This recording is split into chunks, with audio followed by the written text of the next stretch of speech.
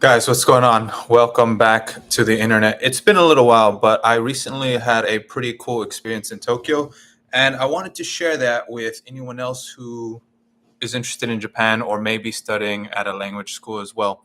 So, the school that I studied at was called Akamonkai. It's in central Tokyo, it's within the Yamanote line, and I found this school through an agency called Gogo Nihon.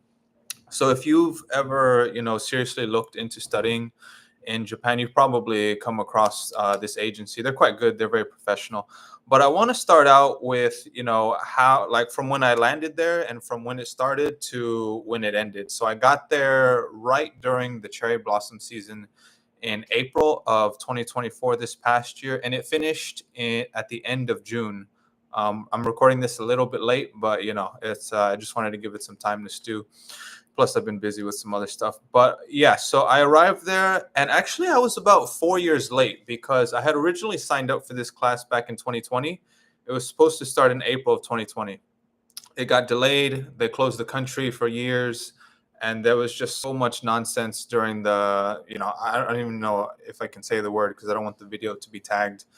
But the big cough, as we like to call it. So Japan was very conservative, very careful, overly careful, I would say, about it. And I didn't end up getting a good chance to go, and the borders didn't really reopen and everything for me until 2024.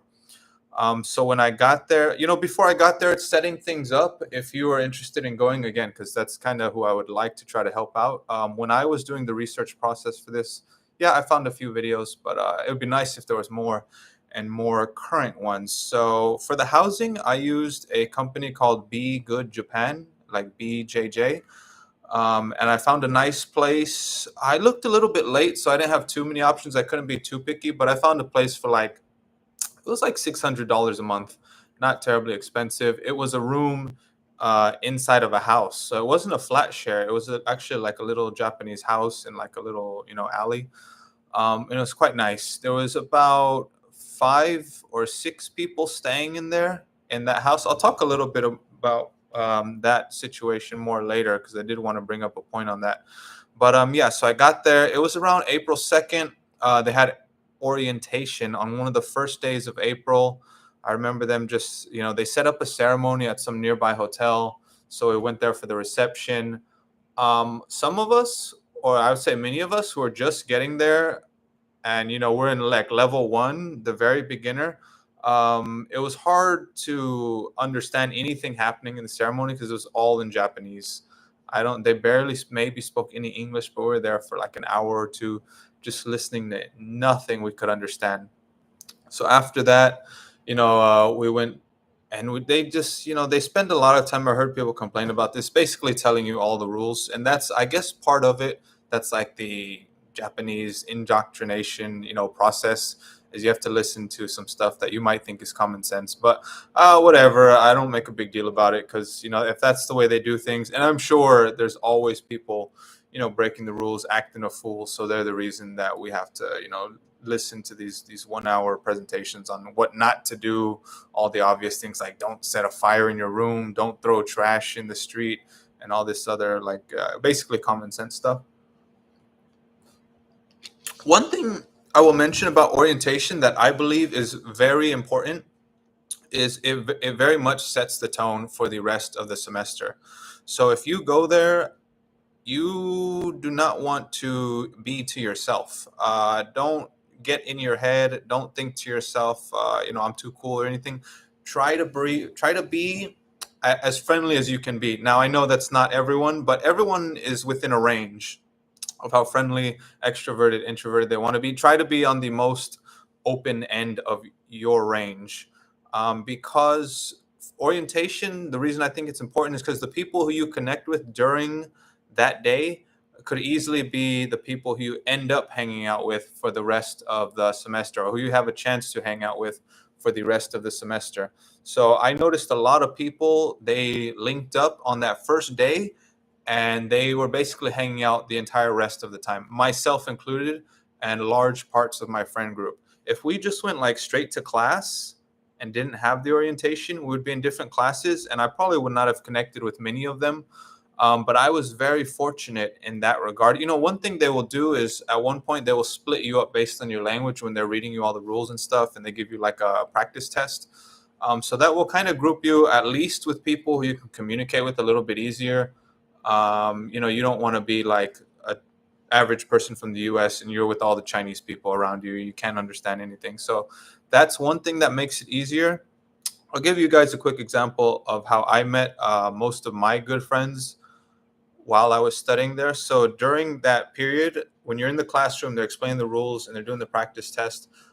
You're basically with other people. I mean, for the English speaking, section of it, just other people from Western countries, typically Europe, US, which there aren't many American people, and whoever else doesn't fit into the other categories of like Korean or Chinese or whatever. So yeah, just be friendly, just be open to talking to the people next to you, striking up some small chat. That's perfectly fine. You're in a new country, everyone they don't know each other, so small chat is really all there is in the beginning. Don't Some people think, oh, I don't like small chat. I have to jump straight into deep philosophical conversation. No, just take it easy, be relaxed, don't get in your head. I'll give you a super specific example of the just totally innocuous thing I used to meet some of my friends totally accidentally, right? It's not like I planned this, but on the desk we were sitting at, there was like some sort of strange hook on the desk, and I didn't really know what it was for. And there was a guy just right next to me, and I just commented like, "Hey, what's this hook thing for? What do you think it's used for?" And we were just speculating. I didn't even like ask his name because I think it's often like a smooth intro to not even make it so formal that you're like, "Hi, my name is Saul. What's your name?" Although that's perfectly fine. But just jump straight into like a question or something, just some organic thing that's happening around you. But yeah, so we were chatting. It was a nice person from Germany, and it just seemed like a cool guy. And we just kept talking, and eventually we pulled in one or two other people into our conversation. Some people like right next to us, behind us, because once we finished taking the little practice exam, we're like, damn, that was hard, man. So we were like wondering, is it this hard for everyone else, or are we the only ones? What if everyone else thought it was easy? Then we would know that our level's like way off compared to everyone. So we were kind of just chatting about that. And then there's a break that happens. And when we all went outside, they give you like 1 hour to go and eat something and come back for, I guess, like the second part, like the real placement exam. And during that time, the little people that we had just chatted with for a few minutes were like, "Hey, why don't we go down the street and grab something to eat together?" And there was like a nice little group of us. We all did that. So that was just an easy start. So that's how it could happen.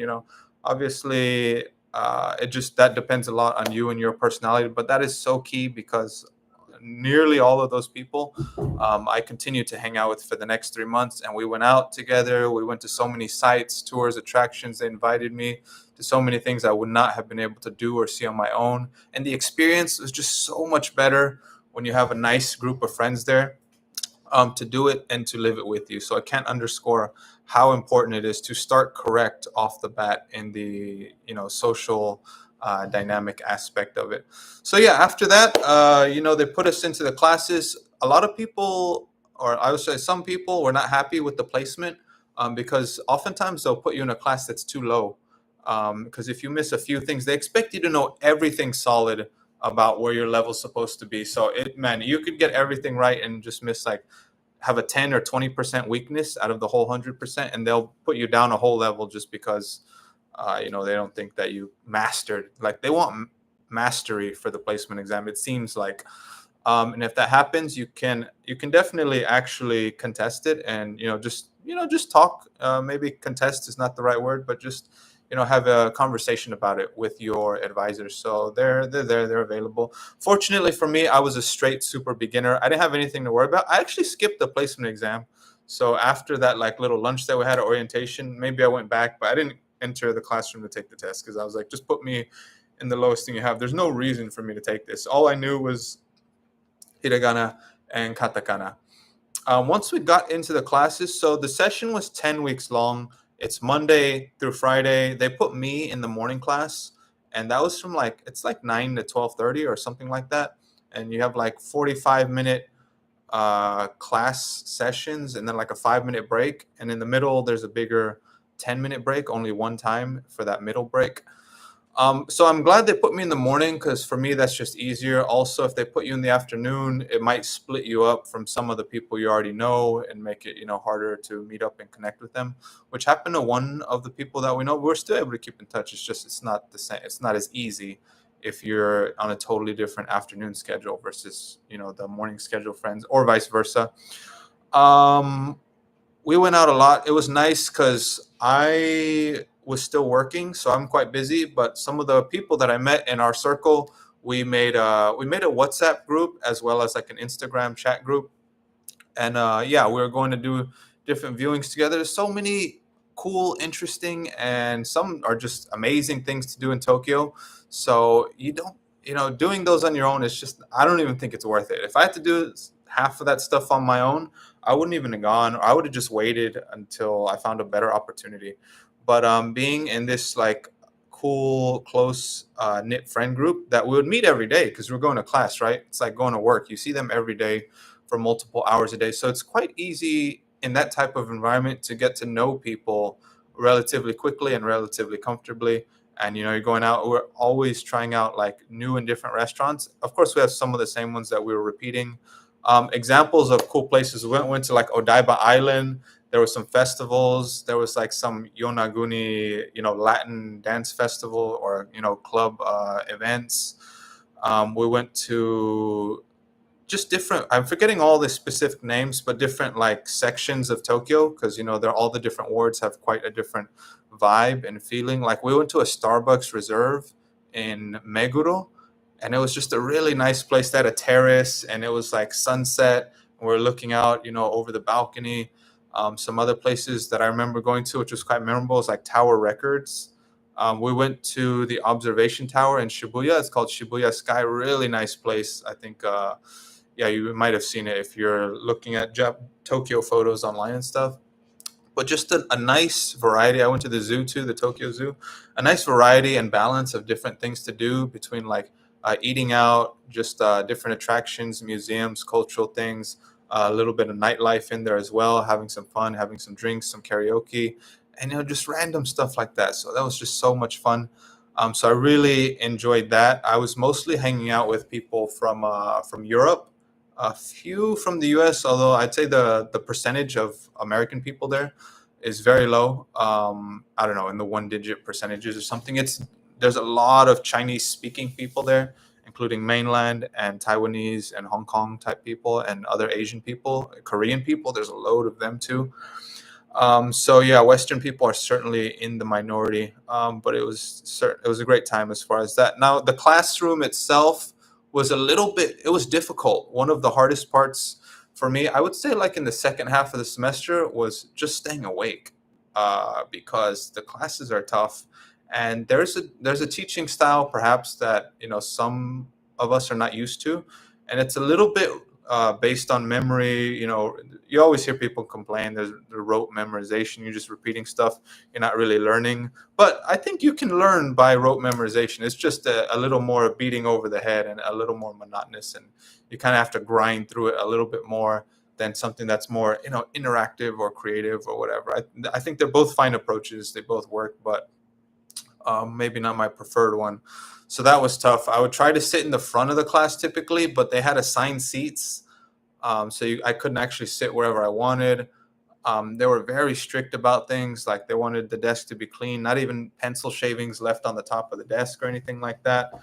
The class had, I don't know, about a dozen people, I would say. So I got along well with my classmates. There was people there who I would kind of chat with and just have a good time with while we were in class. But I didn't necessarily hang out with people from my class. I hung out a lot and with a lot of people from outside of my class, mainly people I met through at orientation, and they're like in other classes above mine because I was all the way at the bottom. So yeah, that's how it went with the class. One thing I mentioned about the housing is that so the agency I used was good. The place that I got was good. Um, there was one big problem though, and that was one of the housemates. That was one of the housemates, and this issue kind of bothered me. There was a guy. It was a two-story house, and he was very, I don't know, like well spoken, or he just seemed like a decent guy, well put together. He had like a heavy French accent because he was from France. But so when you saw him in person and you talked to him, he seemed totally fine. He was, very well dressed, quite handsome, tall guy. But he had like a weird bipolar thing. I'm not even sure if it was bipolar, but I believe he was like a streamer or a gamer or something. And he would go off into fits, like yelling fits, just saying crazy stuff in French or I don't know, English, or just yelling out the top of his lungs unbelievably. Like you would think it's a cartoon, someone just shouting as crazy loud as they can. And he would do this in the middle of the night. And it would be like midnight, and I'm trying to go to sleep early. I got to wake up to work and go to class and everything.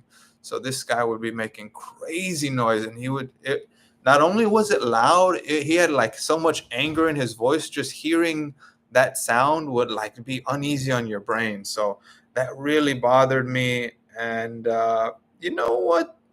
Though I didn't think there was a good situation out of it because I had two options. I could basically go and, you know, confront him about it, knock on his door, which is really my first reaction. And I'm okay with doing that, but I do weigh the benefit or the disadvantage of doing that.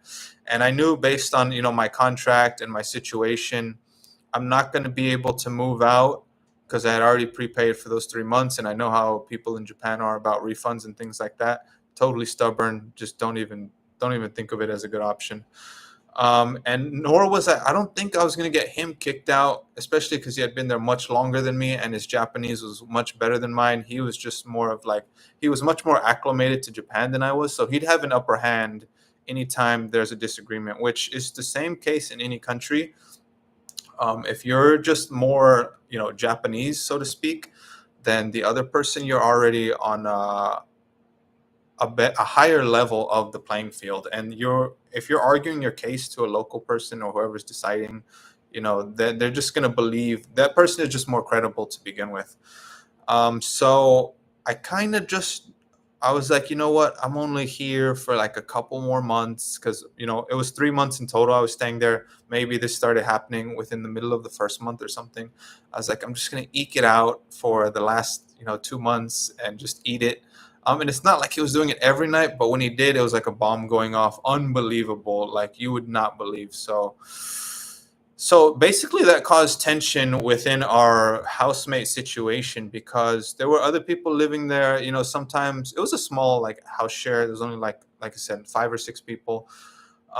They would be like downstairs chatting, him and this other European girl or two. And I know like at least one other one of them was French. So they would be speaking, their language and just, shooting and having a good time. And in the back of my mind, I'm thinking, how can you associate with this guy? He's such an inconsiderate a-hole, the way he acts. And they live just as close or even closer to him than I did. So they heard all this nonsense. But I don't know, maybe they're just more forgiving. But so for that reason, I was much more muted towards them. I was certainly more cold. I didn't want to get to know them. So basically, this one guy's selfish behavior ruined the cohesion of the entire household, I would say, because there were other people upstairs and they didn't want to talk to him either. They didn't want to spend time hanging out downstairs. This guy, oh, dude, I don't know why or how. But so that was the flatmate situation. Hopefully that doesn't happen. I mean, I actually like living in some like, shared houses or guest houses, but that is the one reason why people don't like doing it. That's the one thing that'll put me off. And it's a gamble. Maybe it happens 20% of the time. You just get some totally inconsiderate, jerk. So I did make some quick notes here, so I'll run through these before this video gets too long. But in the first like few weeks or month of the semester, this is like a tip, I guess you could say. There will be you're going to be meeting a lot of new people, and introductions through friends of friends. People are all extremely friendly and receptive. Getting there early, everyone's like open, but people kind of settle into their social groups after about the first month. So there's a lot of shifting and like friend dating and just mixing going on. So definitely be aware of that. I think if you end up in a group that you don't necessarily feel like you jive with, it's totally okay to kind of venture out and maybe try to position yourself in a more relatable, more friend circle that you're more comfortable with, or vice versa. So yeah, be aware of that. The busyness of the class schedule, I would say, is moderate to moderate high. However, I was working at the same time, so my schedule was rammed. Oh man, like morning until night, super busy. I barely had time to post stuff on Instagram or to go out like 2 or 3 times a week. And even in the middle of the week, if we just went to like a cool place, not necessarily going out for like nightlife, which takes a lot more time, but I still did that once every maybe a couple of weeks or so.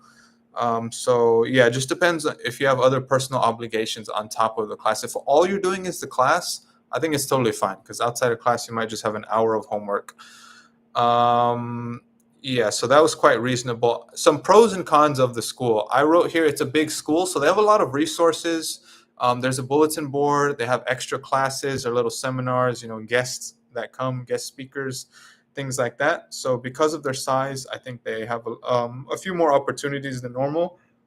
The school is inexpensive.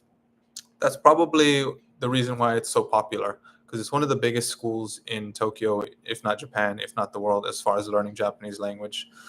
Um, but considering the price point, it's not like the quality is terrible. So it has a decent, price performance, and because of the recent exchange rate, that just makes everything, including tuition, housing, food, etc., so much nicer. When I was there, I am proud to say I did not cook a single time I was there. I didn't use the kitchen at all. I ate out every day, every time.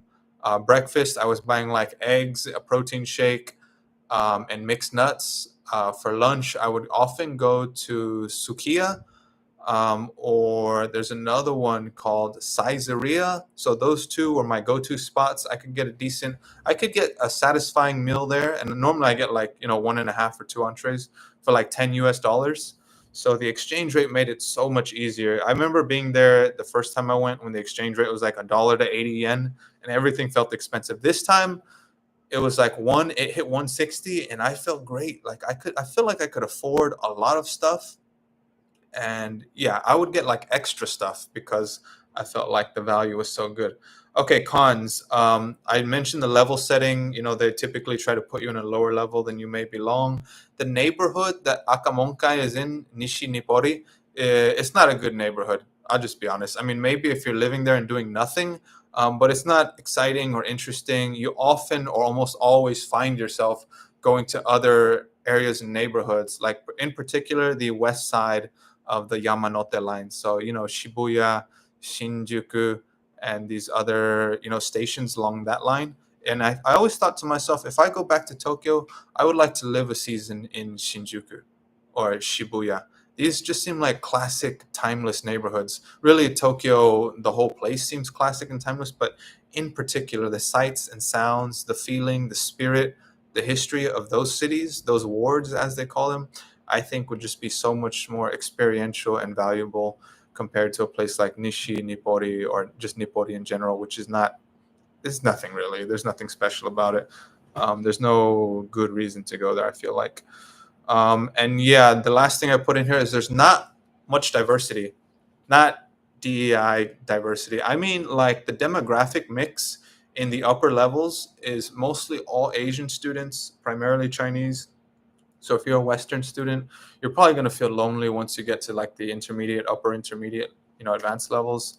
I would say mostly in the lower levels is where you'll find international people, especially Western people.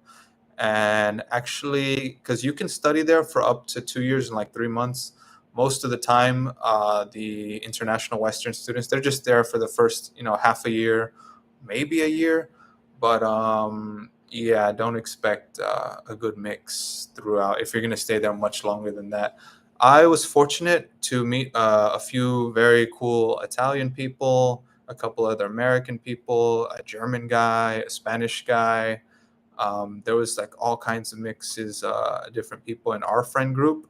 So that was really nice. But yeah, I also met like some Taiwanese people that were really nice. A couple of my classmates and friends, some girls from Taiwan. Hong Kong, and some other cool places. And yeah, also mainland China. So, all in all, the people there are very friendly. I actually enjoyed most all of them. Even though I didn't necessarily hang out with all of them, I think back and I'm like, it would have been nice if I could have hung out with those people a little bit more. But unfortunately, you can't. You can only just do one thing at a time. You can only be at one. You can't do everything on the weekends, right? So that was cool. Even even some of the troublemakers in our class I got along with. There was one girl from Mongolia in our class. Man, she was wild, bro. I have never met people from that country, but I can't imagine what it's like if they're all like her. It would be unbelievable. So yeah, my overall thoughts on Akamonkai. I'm glad I did it. Man, it was rough because holding on through all those years, after the COVID, after all the nonsense, and I feel like I've grown up a bit because when I first signed up to do it, I was 30, and then by the time I went back, I was like mid 30s. By the time all this stuff happened, so that's the last thing I guess I didn't really mention is there can be an age gap, but for me, I didn't feel like it was that big of a difference. The main difference I felt was like in my time availability. I wasn't as able to just go and hang out and just peruse and wonder and spend time after classes and exploring and stuff as some of the other students. But I still made an effort and got some done, on the weekends, maybe once a day during the week or something. So yeah, that can be an issue, but I think it's mainly in your head, and it depends just how well you get along with people in general. Yeah, if you are like a youthful person, vibrant on the inside, then I think it'll be fine. There was other people in our class who were like closer to 40 even, and they still seem to get along fine. There was no big problem. Now, if you're pushing that into like 50s or 60s or something, then okay, I think that gap is probably too big to ignore, regardless of how you feel on the inside. There was a person in our class who was at least in the 60s, could have been even touching seven, closer to, I don't know. But yeah, obviously that's a bit much. So most of the people in the classes are somewhere around 20, so definitely on the younger side. But again, don't let that stop you. And yeah, overall thoughts, I think so. I'm glad I finally got it done, that I held on, because just a goal I had in mind for so long, and I didn't want COVID to destroy that little dream of mine that I had. So I'm so glad that I got to live out that experience, that I got a chance to study in Tokyo for those 3 months, and especially that it happened to be during the sakura season, during the cherry blossom season. So it was beautiful just going around there the first week or two. And the people I met, the friends that I made, the relationships, the experiences going around Tokyo. Like I said, it's just a classic, timeless place. And we did a little field trip, a school field trip, and all the photos that we took and stuff. So I had such a good time. And by the end of it, by the wrap up at the end of June, we were like, it felt like studying abroad, because actually that's what it was. But it felt like a typical study abroad that you would do in university, where everyone's just so close and you've had so many good memories and experiences together. But in such a short time, but everyone has to kind of disperse back across the world to go back to, I don't know, whatever they were doing before that. And for me, that was going back to the US for a month or so, visiting family, doing a little bit of work and stuff. And now I'm back here in Thailand at my normal life. Would I do it again? I actually want to. The problem is studying, it's a huge thing to basically stop everything you're doing in your life, save up a bunch of money or have a bunch of money available, do all the accommodation and all the planning, and take out at least 3 month chunks out of your life to go there and do that. But I really would like to do it again, because I think Japan is one of the few countries that I'm very interested in.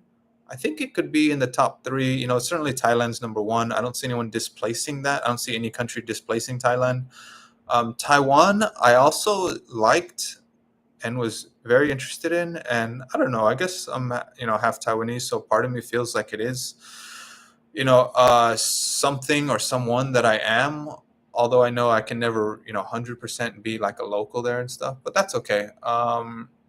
But you know what? My last visit to Taiwan, I feel like it slid back from second place, maybe into something. Now it's kind of like a tie or a toss up between Tokyo and Taipei, or Japan and Taiwan, I should say. But yeah, anyways, it's one of the very few places I would like to go back to that I think is actually worth the effort. And it's just so hard to reset as an expat.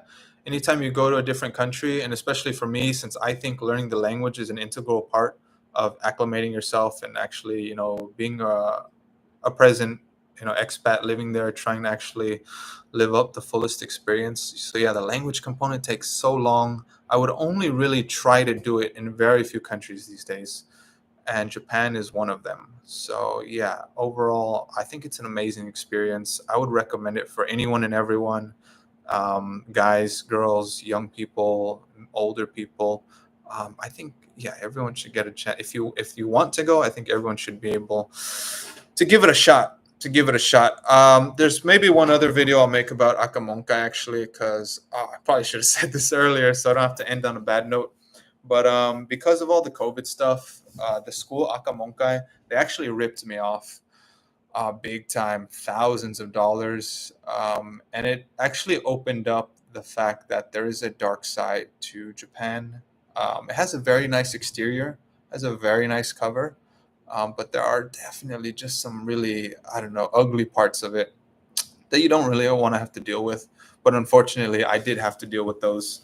And, part of it just has to do with the rigidity, the unwillingness to give refunds or to acknowledge, extra special circumstances and things like that. Mainly, the big cough and things like that. So the long and the short is that when I went there, uh, they said, yeah, you're not supposed to be here because you're not studying. You're on a student visa, but you're not studying. And I said, well, it's because they canceled the class. So I can't study if they cancel the class, right? And they're like, yeah, but that doesn't matter. You're not in class, so you have to go. You violated the terms or whatever. And the school had a policy to give a refund regardless if anything happened where they were not able to hold the class. Then when COVID happened, they suddenly changed their policy because they didn't want to pay out everyone. And they said, oh, we'll give you a credit to take an online class. And I was like, give me a effing break. There's no way I paid $4,000 to come and take an online class. I could take a better online class from someone who specializes in doing it online for a tenth of the price or less. So yeah, they tried to pull one over on me. In the end, they ended up just giving me one semester of the two that I paid for. But yeah, I'll leave it there. That's another video, and this one has gone on a little bit longer than I wanted. But if you're still watching, you're probably very interested in Akamonkai or Japan or things like that. But yeah, cheers, guys. If you have any questions, let me know. I am glad I finally got this video done and to be back here in Bangkok. I hope you guys enjoyed the background of my studio. But yeah, it's been a while since I jumped on here. So hope everyone's doing good. I'll talk to you guys soon. Take care. Bye.